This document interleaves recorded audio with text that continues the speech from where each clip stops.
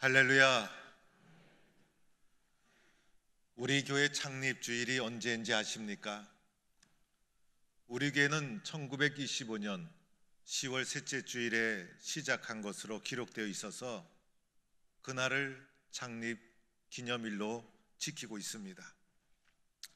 그런데 세상의 모든 교회, 이 세상의 수많은 교회를 출발시킨 최초의 교회는 어떻게 시작된 것일까? 예수님께서 부활 승천하신 후에 예수님을 따르던 12제자를 비롯한 120명의 성도들이 마가의 다락방에서 오로지 기도에 힘쓰게 됩니다.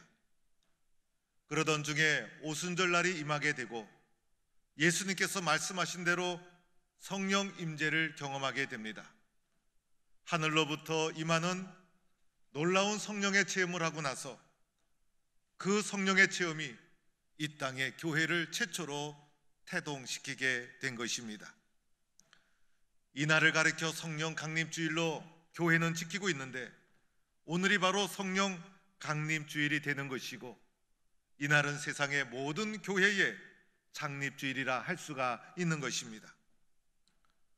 오늘 우리는 에스겔 37장의 말씀을 보았습니다. 대부분 선지자들은 남왕국, 북왕국, 분열 왕국 시대에 예언 활동을 하게 됩니다. 그런데 에스겔 선지자는 특별한 배경을 가지고 있었습니다. 유다 왕국의 마지막 멸망 시기에 마지막 예언자 활동을 한 사람이 바로 에스겔 예언자였습니다.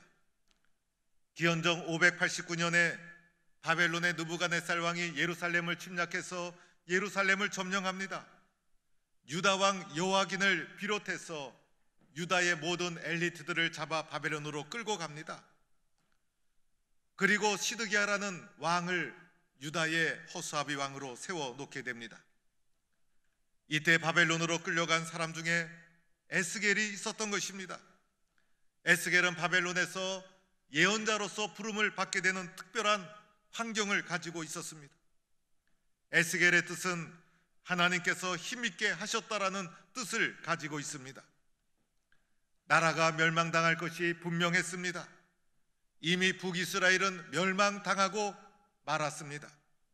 강대국들의 오랜 시달림 속에 나라가 피폐해졌습니다. 정치 경제적으로 혼란과 빈곤이 계속됩니다. 영적으로 여호와 하나님을 떠나 우상을 숭배하며 혼탁의 길이 계속되었습니다. 나라가 절망의 깊은 늪에 빠져서 헤어나올 수가 없었습니다. 소망을 찾을 수가 없었던 것입니다. 나라가 이 지경인데 무슨 예언 활동이 필요하겠습니까? 그런데 이 가장 절망의 시대에 예언자로 부름받은 사람이 바로 에스겔 선지자였다는 것입니다. 오늘 에스겔 37장을 가리켜 마른 뼈 환상이라고 합니다. 하나님께서 에스겔을 골짜기로 인도해 주십니다. 오늘 1절 말씀 권능으로 표현된 것은 손으로 해석될 수도 있습니다. 하나님께서 에스겔의 손을 잡아 직접적으로 골짜기로 인도해 주셨다는 것입니다. 그 골짜기에 가보니 사방에 뼈가 가득합니다. 그 뼈 가운데로 지나가게 하는데 골짜기 사면에 있는 뼈들을 살펴보니 오래된 뼈로 가득 차 있었던 것입니다. 이때 여호와께서 에스겔에게 물어보게 됩니다. 인자야, 이 뼈들이 능히 살겠느냐? 여기서 말하는 인자는 문맥상으로 보아서 에스겔 선지자를 가리키는 것입니다. 에스겔아, 이 뼈들을 보아라. 이 뼈들이 능히 살아날 수 있겠느냐? 라고 하나님께서 물어보십니다. 여러분, 이 마른 뼈가 살아날 리가 있겠습니까? 아주 오래된 뼈들이었습니다. 말라버리고 생명력을 상실한 뼈였습니다. 천지 사방에 널려있는 뼈들이었습니다. 이 뼈들이 살 수가 있겠습니까? 여호와께서 에스겔에게 아주 당황스러운 질문을 하고 있는 것이었습니다. 여러분 같으면 어떻게 대답하겠습니까? 하나님, 이 뼈들은 살 수 없습니다. 하나님, 질문 같은 질문을 하셔야죠. 이 뼈들이 어떻게 살겠습니까? 단호하게 내 생각, 내 판단에 결정을 내렸을 것입니다. 그런데 이 질문을 들은 에스겔 모호하게 대답하기 시작합니다. 주 여호와여, 주께서 아시나이다. 에스겔이 보기에 이 뼈들은 살 수가 없었어요. 그래서 살 수 있다고 대답할 수가 없었던 것입니다. 이 마른 뼈는 살 수가 없는 뼈들입니다. 이 마른 뼈가 살 수가 있겠습니까? 이 마른 뼈가 살 수 없다는 것 누구나 다 알고 있습니다. 그런데 질문하는 분이 여호와 하나님이셨다는 사실이에요. 하나님의 의도를 나름대로 꿰뚫은 에스겔은 살 수 없습니다라고 대답하지 않고 하나님이라면 할 수도 있지 않겠습니까? 하나님에 대한 작은 기대감, 작은 소망을 가지고 정확한 대답을 하지 않고 애매모호한 대답으로 이 질문을 넘기게 되었다는 것입니다. 그러자 여호와 하나님이 에스겔에게 명령하기 시작합니다. 너는 이 모든 뼈에게 대언하여 이르기를 너희 마른 뼈들아 여호와의 말씀을 들을지어다. 말씀은 살아있는 사람이 듣는 겁니다. 살아있는 사람에게 말씀을 전하는 것입니다. 더하여 짐승에게 말씀하는 것도 아닙니다. 그런데 오늘 마른 뼈에게 말씀을 전하라는 것입니다. 정상적인 사람이라면 이해가 되지 않습니다. 마른 뼈가 무슨 말씀을 듣겠습니까? 마른 뼈에게 무슨 말을 하겠습니까? 정신 나간 사람이라고 밖에 할 수가 없는 요구였던 것입니다. 이어서 하나님이 이렇게까지 말합니다. 내가 생기를 너에게 들어가게 하리니 너희가 살아나리라. 여호와 하나님께서 놀랍게도 널려져 있는 이 마른 뼈들이 살아나리라, 이렇게 말씀하고 있는 것입니다. 너희의 힘줄을 두고 살을 입히고 가죽으로 덮고 너희 속에 생기를 넣으리니 너희가 살아나리라. 여러분, 이것이 믿어지는 현실입니까? 여러분, 이것이 어떻게 믿을 수가 있겠습니까? 그러면서 살리는 이유가 있다. 너희가 나를 여호와인 줄 알리라. 그로 말미암아 너희와 나의 관계가 회복되고 여호와가 어떤 분인지 너희가 진정 알게 될 것이다. 이렇게 여호와 하나님께서 에스겔에게 말씀해 주셨습니다. 여호와 하나님의 말씀을 들은 에스겔 어떻게 하였습니까? 여러분이 만약 이런 말씀을 들은 자라면 어떻게 반응하겠습니까? 순종하기 어렵지 않습니까? 그리고 지나가는 말로 듣고 넘겨야 되지 않겠습니까? 그런데 에스겔은 주님의 말씀을 듣고 그 말씀을 그대로 순종하기 시작합니다. 하나님의 말씀대로 그대로 순종해서 진정성 있게 행동하기 시작합니다. 여기에서부터 놀라운 역사가 일어나기 시작하는 것입니다. 먼저 여호와 하나님께서 요구하신 대로 마른 뼈에게 대언하기 시작합니다. 여호와의 말씀을 들을지어다.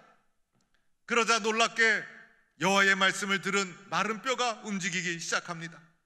이 뼈 저 뼈가 들어맞고 뼈들이 서로 연결이 되고 그리고 힘줄이 생기고 살이 오르고 가죽으로 덮이는 놀라운 역사가 일어나게 된 것입니다. 생기를 향하여도 이렇게 말합니다. 생기야, 사방으로부터 와서 이 죽음을 당한 자에게 붙어서 살아나게 하라. 그러자 놀랍게도 그들이 살아나서 일어서는데 지극히 큰 군대를 이루었다는 것입니다. 사랑하는 성도 여러분, 오늘 우리는 마른 뼈 한 상, 마른 뼈가 일어나는 이 사건을 통해서 이 말씀의 의미, 이 말씀의 뜻, 이 말씀의 상징을 살펴보아야 하는 것입니다. 도대체 마른 뼈가 상징하는 것이 무엇일까? 왜 오늘 이 말씀을 우리에게 해주시는 것일까? 여기에서 마른 뼈는 바로 이스라엘을 가리키는 것이었습니다. 나라가 멸망으로 떨어졌습니다. 소망 없는 이스라엘의 현실을 가리킵니다.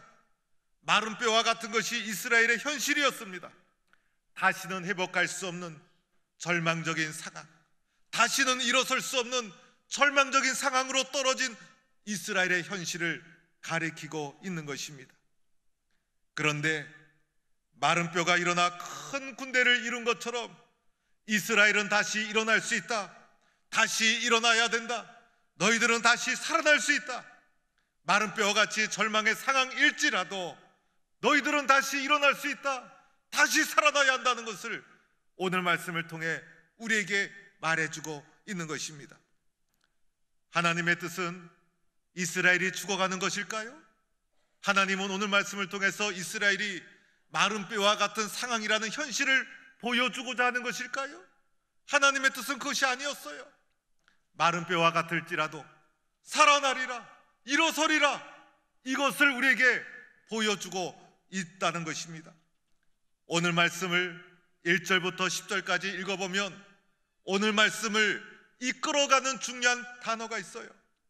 이 뼈들이 능히 살 수 있겠느냐 3절, 너희가 살아나리라 5절, 너희가 살아나리라 6절, 살아나게 하라 9절, 곧 살아나서 10절. 1절부터 10절까지 오늘 본문을 이끌어가는 중요한 단어, 살아나게 하리라. 마른 뼈가 아니에요. 주님이 말씀하시고자 하시는 것은 살아나게 하리라. 너희가 살아나리라. 너희가 일어나리라. 너희가 살아날 것이다. 주님의 말씀은 살아나게 하는데 있었다는 것입니다. 여러분, 우리는 다시 살아나야 합니다. 아무리 힘들고 어려워도 다시 일어서야 합니다. 고통과 절망이 찾아왔을지라도 포기하지 말고 다시 일어나고 다시 살아나야 합니다. 이것이 우리를 향한 하나님의 뜻이라는 것입니다. 그러면 우리가 어떻게 하면 다시 살아날 수 있을까? 어떻게 하면 다시 일어날 수 있을까? 어떻게 하면 마른 뼈와 같이 소망 없는 상태에서 떨치고 일어나 살아날 수 있을까? 첫째는 하나님의 말씀이 우리를 살아나게 합니다. 오늘 하나님께서 에스겔을 통해서 말씀해 주시죠. 너는 이 모든 뼈에게 대언하여 이르기를 너희 마른 뼈들아 여호와의 말씀을 들을지어다. 마른 뼈라 할지라도 여호와의 말씀을 듣는 순간, 여호와의 말씀을 들음에서부터 살아나는 역사가 시작되고 있다는 것입니다. 이렇게 여호와의 말씀을 대언할 때, 에스겔이 대언할 때 어떠한 일이 일어납니까? 실제로 이 뼈 저 뼈가 서로 연결되고 힘줄이 생기고 가죽이 덮이고 마른 뼈와 같은 자가 살아 일어나는 역사가 일어난 것입니다. 오늘 우리에게 무엇을 말해줍니까? 하나님의 말씀을 들어야 한다는 것입니다. 하나님의 말씀은 마른 뼈와 같은 나를 살리는 생명의 능력이 됩니다. 힘들고 어려울수록 하나님의 말씀을 붙잡아야 합니다. 길이 보이지 않을수록 하나님의 말씀을 붙잡아야 합니다. 하나님의 말씀이 마른 뼈와 같은 나를 살리는 생명의 능력이 됨을 말해주고 있는 것입니다. 두 번째로는 성령님이 나를 살리는 것입니다. 오늘 말씀에서 보면 생기라고 번역되어 있는 단어 히브리어로 루아흐입니다. 이것은 생기, 기운, 바람으로 번역될 수 있습니다. 하나님께서 자신의 형상을 따라 사람을 만드시고 그에게 생기를 불어넣어 주셨다. 히브리어로 이 생기가 바로 르아흐, 바람, 생기, 기운, 이것이 신약에서는 하나님의 영으로, 성령으로 번역된 것입니다. 내가 생기를 너에게 들어가게 하리니 너희가 살아나리라. 생기야 사방으로부터 와서 이 죽음을 당한 자에게 붙어서 살아나게 하라. 하나님의 영, 성령이 죽은 자를 살리는 것입니다. 마른 뼈를 살리는 것입니다. 에스겔 예언자가 이 말씀에 순종해서 대언하자 어떻게 되었습니까?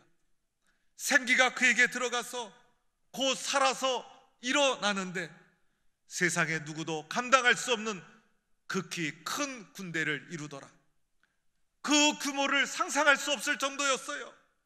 거대한 군대를 이루게 되는데 바벨론이 두렵지가 않아요. 하나님의 생기, 하나님의 영이 들어가면 세상이 감당할 수 없는 하나님의 사람으로 일어서게 된다는 것입니다. 성령의 역사가 있어야 살아나는 것이고 성령의 역사가 있어야 일어나는 것이고 하나님의 영이 임하시면 다시 살아나는 역사가 일어나게 될 줄로 믿습니다. 말씀과 성령, 말씀과 성령, 이 말씀과 성령이 마른 뼈와 같은 나를 살리는 하나님의 능력이 되는 것입니다. 사랑하는 성도 여러분, 혹시 오랫동안 소망 없이 살아오지는 않았습니까? 계속되는 어려움 속에서 지치고 낙심하지는 않았습니까? 앞길이 캄캄해서 절망 속에 포기한 삶을 살지는 않았습니까?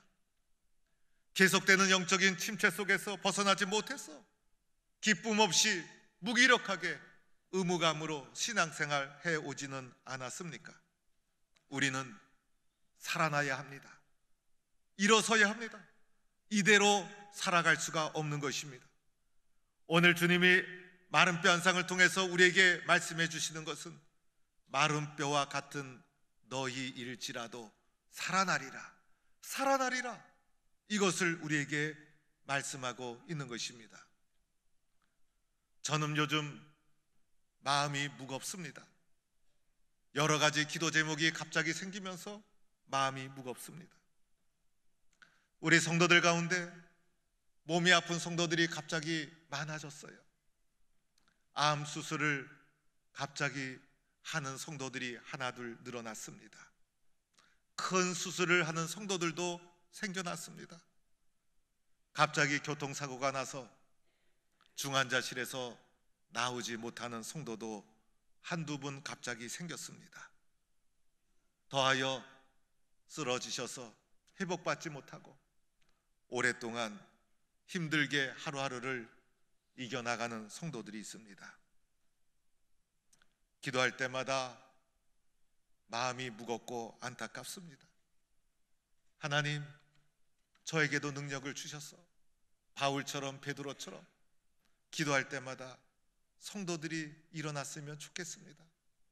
이런 마음을 가지고 주님 앞에 기도하게 됩니다. 그뿐이 아니죠. 혼란스러운 이 시대에 영적으로 빈곤한 삶을 살아가는 사람이 얼마나 많습니까? 우리의 마음을 들 곳이 없어서 우울하고 외롭게 삶을 살아갑니다. 아무리 열심히 살아도 앞길이 보이질 않습니다. 더 어려운 것은 이런 현실이 오랫동안 변함없이 지속되고 있다는 것입니다. 여러분, 어떻게 해야 합니까? 힘을 내시기를 바랍니다. 우리 인생이 여기서 끝나서는 안 되는 것입니다. 뉴욕 양키즈의 요기 베라 감독 야구 경기에 해당되는 말이지만은 이분이 한 유명한 말이 있었죠. 끝나기 전까지는 아직 끝난 것이 아니다. 우리는 다시 일어서야 합니다. 다시 살아나야 합니다. 어떻게 해야만 될까요? 하나님의 말씀을 붙잡아야 한다는 것입니다. 말씀을 들어야 합니다. 말씀을 경청해야 합니다.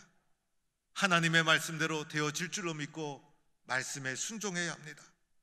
말씀이 살아나는 성도, 말씀이 살아나는 교회, 말씀에 의지해서 일어나야 합니다. 내 능력, 내 힘으로 일어나는 것이 아니에요. 내 힘으로 일어날 수 있다면 얼마든지 일어날 수 있는 거예요. 그러나 문제는 마른 뼈와 같이 내가 아무것도 할 수 없는 절망의 상황 속에서 일어날 수 있는 길은 오직 하나님의 말씀이라는 것입니다. 또 하나는 성령님을 의지하고 사모해야 합니다. 성령님, 나를 도와주세요. 성령님, 나를 붙잡아 주세요. 나는 성령으로 충만하길 원합니다. 내 힘으로 할 수가 없습니다. 오늘 에스겔이 말하지 않았습니까? 생기가 사방으로부터 와서 죽은 자를 살아나게 하리라. 내 힘으로 할 수 없는 절망의 상황일지라도 성령님이 나를 살립니다. 성령님이 나를 일어서게 합니다. 성령님이 교회를 태동시킨 것입니다. 우리는 성령님의 도움을 구해야 합니다. 성령 충만해서 믿음으로 이겨나가야 하는 것입니다. 말씀과 성령, 말씀과 성령, 마른 뼈를 살리는 하나님의 능력이 됩니다. 마른 뼈와 같은 나, 말씀과 성령으로 다시 일어서기를 바랍니다. 말씀과 성령으로 다시 일어서는 우리 교회가 될 수 있기를 주의 이름으로 간절히 축원합니다.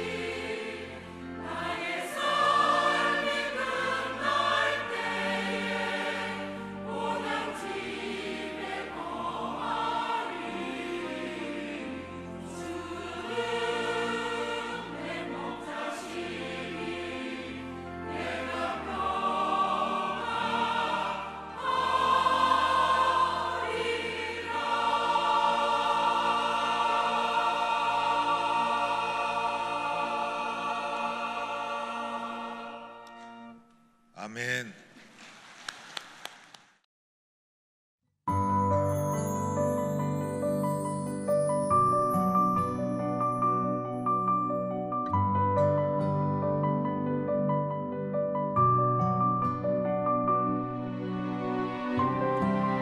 여호와는 내게 복을 주시고 너를 지키시기를 원하며